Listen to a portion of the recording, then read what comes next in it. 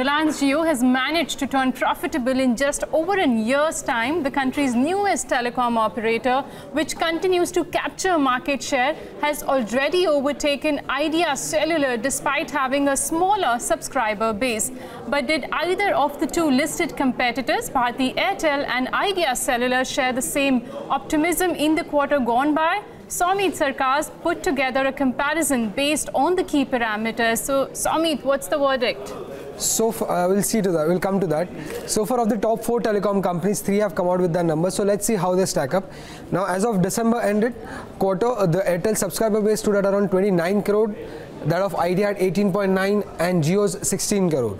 So Airtel's 29 crore subscribers give the company a revenue of close to 10,700 crore, while Idea's 19 crore subscribers give the company a revenue of close to 6,500 crores, while Jio's 16 crore subscribers give the company a revenue of 6,879 crore rupees in the third quarter of financial year 2018. Now these are absolute numbers, but if you see the growth, only Jio's revenue has grew compared to the last quarter, while that of Idea and Airtel has fallen by around 13% and 12%, while that of Jio has increased by 12%.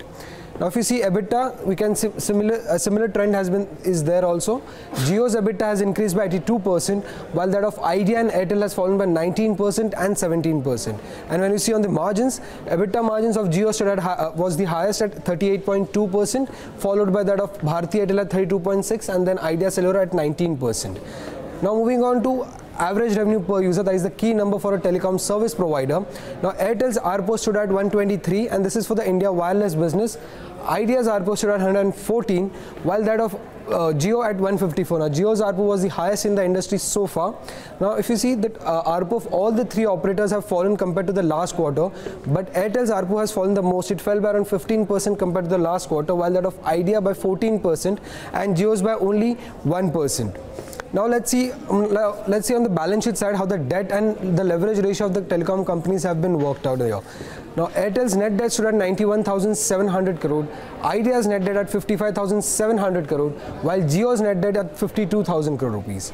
Now if you see on an absolute number, this is Airtel's consolidated net debt is the highest in the industry, but its leverage ratio is still the best. The net debt to EBITDA of Airtel is at 3.1 times, while that of Idea is the highest at 11.4, while Jio stands second at 5.3.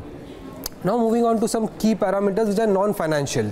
Now the data consumed by an Airtel subscriber per month was 5.3 GB, while that of Idea was 4.7 and that of Jio was 9.6.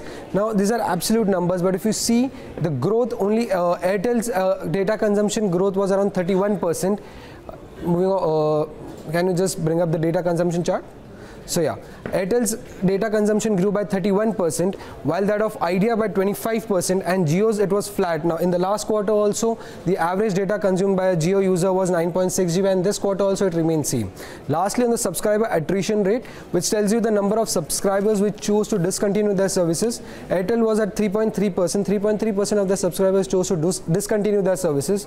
Idea was highest at 4.8%, while Jio was lowest at 1.4%.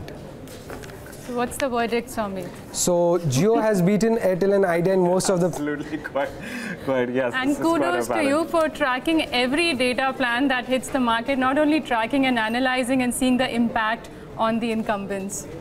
Well, there you have it, guys. Those are some extremely important data points that are coming through, and I suppose we will have this trend, and Somit will continue to give us more details with respect to these trends in the telecom space.